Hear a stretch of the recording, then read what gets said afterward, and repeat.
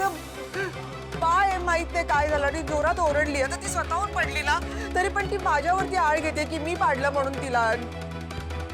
अशी डोमेस्टिक व्हायलन्सची केस करीन म्हणून म्हणते. हे काय बरोबर आहे का? तू मला सांग. उगीच आपल्या पराचा कावळा करायचा.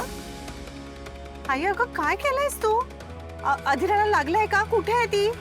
अगं तिला बाबा घेऊन गेले दवाखान्यामध्ये. आनंदी काही बोलू नकोस. इथे तुझ्यामुळे तिला एवढी दुखापत झालीये हे सांगायचं सोडून तू तक्रारी करतेस तिच्या. अगं पण माझ्यामुळे कसं? मी तुला जे काय झालं ते खरं खरं सांगितलं ना. तू लगेच माझी बाजू ऐकायची सोडून तिची बाजू काय घेतीयेस? तू मला काही सांगूच नकोस आई. मी बाबांना फोन करते आणि त्यांच्याशी बोलते. आनंदी मी का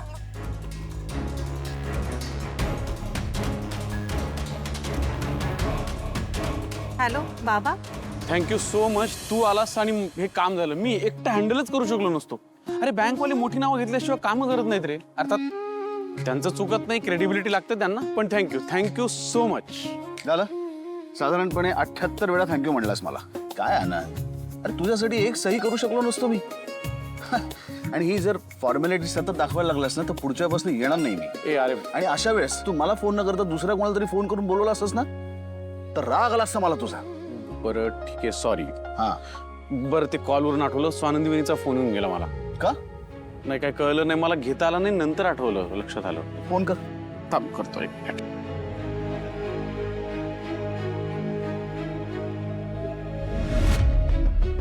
काय झालं?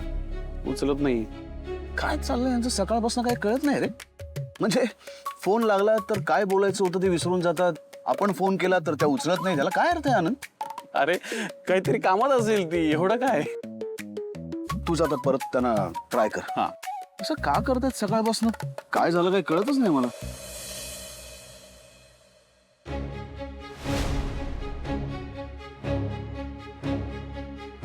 आधिरा, तुझ्या गोळ्या घेतलेल्या आहेत, डॉक्टरांनी सांगितलेल्या आहेत. आणि त्या कधी आणि कशा घ्यायच्या हे सुद्धा मी समजावून घेतलेलं आहे. हा बरं, मी इथे ठेवतो, तुझ्यासाठी नारळ पाणी घेऊन येतो. तुला बरं वाटेल. हो बाबा नको, मला नारळ पाणी नको आहे. थोडं पी, बरं वाटेल तुला. मला माहिती आहे नारळ पाण्यामुळे तुझं दुखणं कमी होणार नाहीये, पण तरी सुद्धा थोडं पी. हा आणि डॉक्टरांनी काय सांगितलंय, उन्हाळ्याचे दिवस आहेत, पाणी जास्तीत जास्त प्या. अधिरा बाळा, अजूनही दुखतंय का ग? थोडं. डॉक्टरांनी पेन किलर दिलेले आहेत. घरी गेल्यावर तू आधी जेवण कर आणि मग त्या गोळ्या घे. बाबा तुम्ही किती चांगले आहात हो. Your so sensitive, so understanding. आणि का अशा आहेत? का बघतात त्या माझ्याशी अशा? Why does she hate me so much?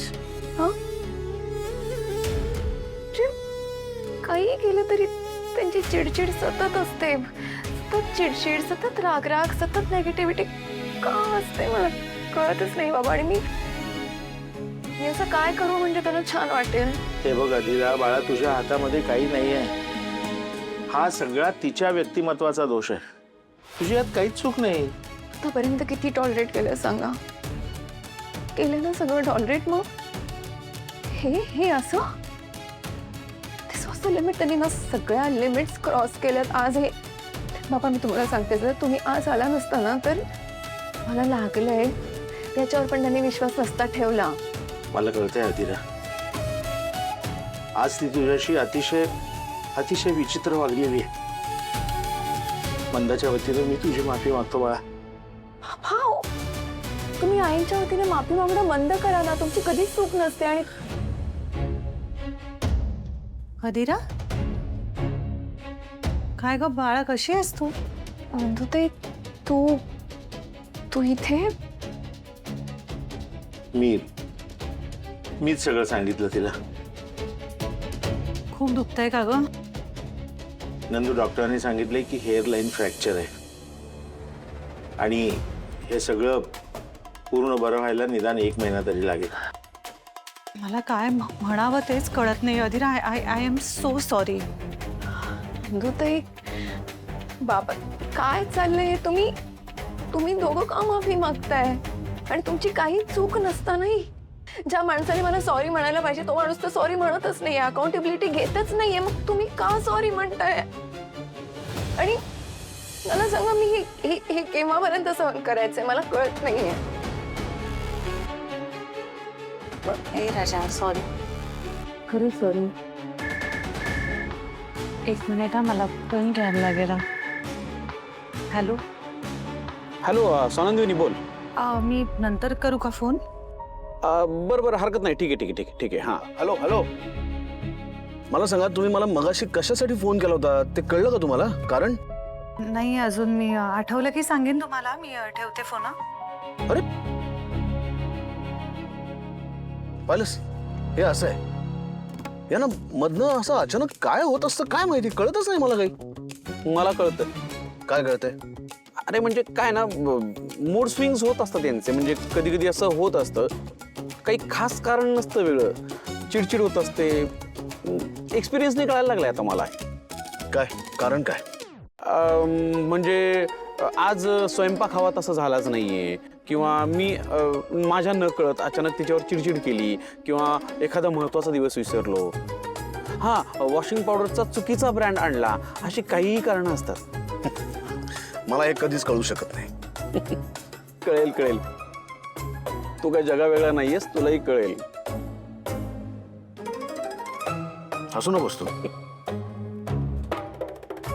काय चालत असतं त्यांचं त्यांनाच माहिती. कम्फर्टेबल? बरं वाटतंय का तुला थोडं? मी काही आणू का तुझ्यासाठी? कॉफी पिशील? मी घेऊन येते. नंतर ते थांब.